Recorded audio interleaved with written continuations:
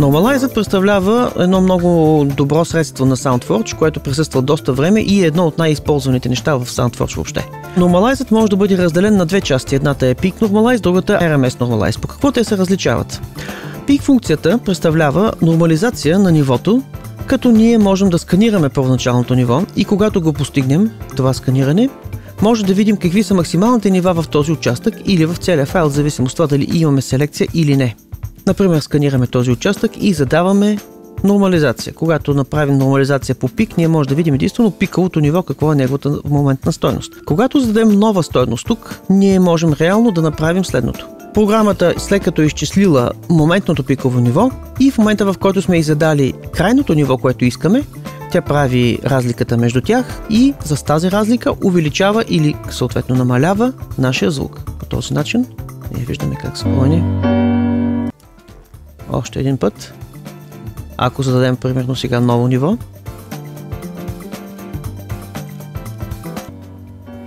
реално ние в момента намалихме звука, тъй като исканото от нас ниво е по-ниско от моментното. Това е хубава функция, защото ни дава възможността вместо да извършим това изчисление сами, просто зададем крайното ниво и да оставим програмата да свърши останалото. Тоест, това представлява обикновена волум промяна, но автоматизирана. По-нататък имаме RMS. RMS функцията ни дава възможността да извършим нормализация, но не по начина, по който слушаме звука като пикове, а по начина, по който слуша нашето ухо, т.е. средноквадратичната стойност, а не пиковата стойност. Нашето ухо обикновено не отчита пиковата стойност, то отчита средноквадратичните стойности или средностатистическите стойности на звука, така наречената звукова плътност. В този случай ние можем да зададем по-дълги времена на задействане на нашия индикатор и по този начин той няма да отчита моментните пикови нива, а ще ги прескача. В този случай тези нива са време на атака 200 милисекунди и време на релиз 200 милисекунди.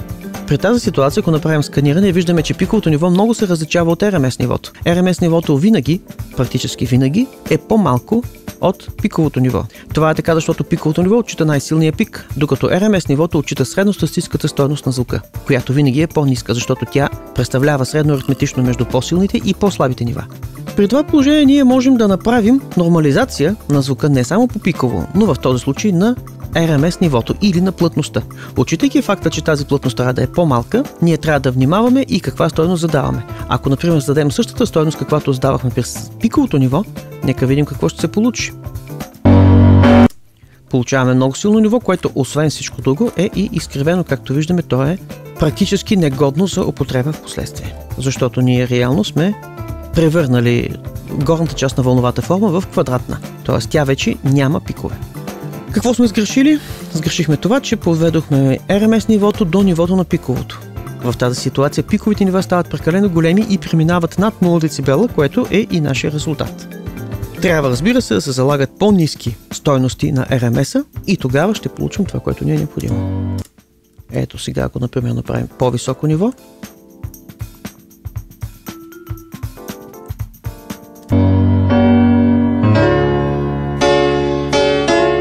все още имаме някои изкривяване, но те, разбира се, далеч по-малки. Как работи тази функция Normalize за различните ситуации? И какви са тези настройки? Настройките за атаки релиз казахме за какво са. В тази ситуация нашия RMS работи горе-долу като един вюметър.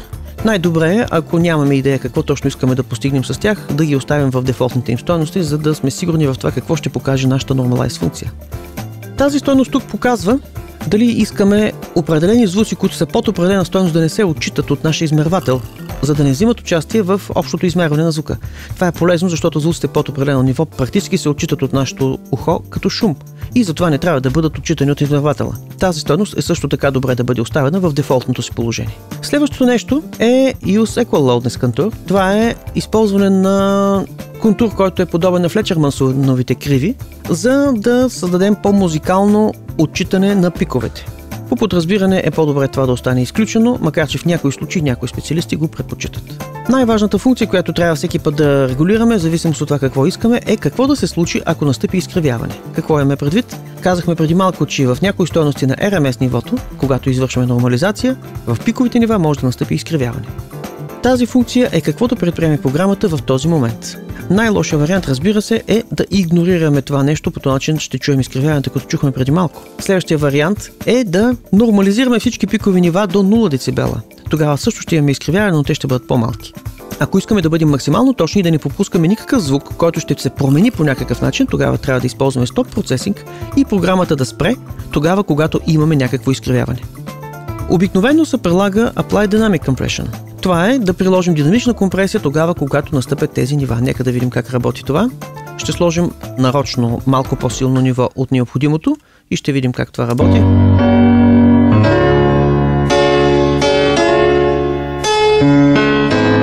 Чуваме много ясно как се прилага много силна компресия на всички звуци, които има опасност да стигнат над 0 децибела. Разбира се, това не е много желателно, затова човек трябва много да внимава какви RMS нива задава, за да не водят те до много силни пикови нива. Но, както казахме, всичко това е за наше улеснение, за да можем да направим по-добра работа с нормализацията. В практиката се използва както пикова, така и RMS нормализация. Това са всички настройки по отношение на нормалайзера. Добре е те да бъдат използвани правилно. Нормалайзер е едно от най-често употребяваните неща в SoundForge. Нека да видим нататък с какво разполагаме в процес менюто. Следващото нещо е Pant Expander. Pant Expander ни дава възможността да разширим или да стесним нашата панорама. След това имаме ресемплираща функция, за която вече говорихме. След това имаме Reverse функция. Reverse функцията реално обръща нашия звуков файл. Разбира се, това може да бъде използвано в точно конкретни моменти и е по-скоро като специален ефект, отколкото нещо, което всеки път бихме използвали.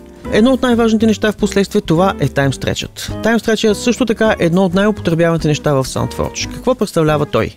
Когато ние имаме таймстреч съпроводен с промяна на височината, това не е проблем за нас. Но когато трябва да променим дължината на звука, без да пипаме при това честотата, това вече е проблем, защото нашия алгоритъм започва да се опитва да изгражда миниатюрни паузи, които да премахва, ако искаме да скъсим звука, или да удължава, да добавя, ако не искаме да го удължим. Това винаги води до определени артефакти в звученето. По тази причина, TimeStretch функцията трябва да бъде използвана много внимателно. Какво имаме тук? Ние имаме различни алгоритми на действие. Те трябва винаги да бъдат съблюдавани, в зависимост от това дали ние записваме глас, дикторски глас, вокал, барабани, соло инструменти или различен тип музика, като тази музика може да бъде разделена на музика с повече реверберация в себе си или на музика, с която е по-суха и с по-малко реверберация, защото те имат различни микропаузи. А както казахме, тази програма се ориентира по микропаузите в звука. След като изберем този алгоритъм, който, както казахме, е много важен, можем да видим как точно можем да променим звука. Ние можем да го скъсим или да го удължим, в зависимост на къде действа нашия слайдер. Когато сме на 100% тук, в проценти от оригинала, то в такъв случай той не прави нищо. Можем да измерваме в различни варианти, както по време, така по темпо, в битове, или може да измерваме в проценти. Това е много хубаво, защото понякога не е необходимо да знаем процентното съотношение на това, което правим, а понякога не е необходимо да знаем крайните минути и секунди на това, което ще се получи, в зависимост от това по какъв материал работим. Много е важно, както казахме, да съблюдаваме необходимия алгоритъм, който в момента ни е необходим, и заедно с това моят съвет е никога да не се преминава при скъсяване на звука на по-малко от 80-85%, а при удължаване на повече от 125-126%. Всичко друго би довело до нежелателни артефакти в звученето. По-нататък имаме проста волум промяна. Волум промяната просто ще промени нивото на звука. Тъй като ние тук нямаме потенциометри, както би било в WaveLab, разчитаме на волум промяната за деструктивна промяна в нивото на звука. Това е всичко по отношение на процесите в SoundForge.